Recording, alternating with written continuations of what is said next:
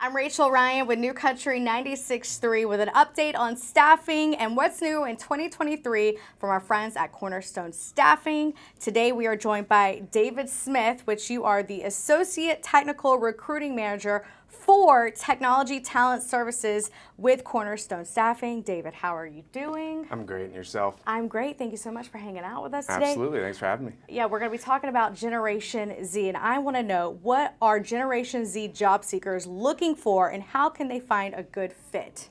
I would say Generation Z, they're very passionate about what they believe, and so one thing is that they like to work with and see companies give back to communities. And so whether that be, green initiatives or, a foundation that you can give money to and then give out to people in need, as well as a work-life balance. I think that a lot of them would trade salary to have maybe a hybrid work model or a napping room at the workplace or a ping pong table, something of that nature. I like that. Now, what can employers do to effectively recruit and retain them? So I would say to entertain those ideas, right? Think about how your company can give back and engage them. Gen Z likes to be seen, okay? And what that means is they want to feel that like they're important. They're not just a number.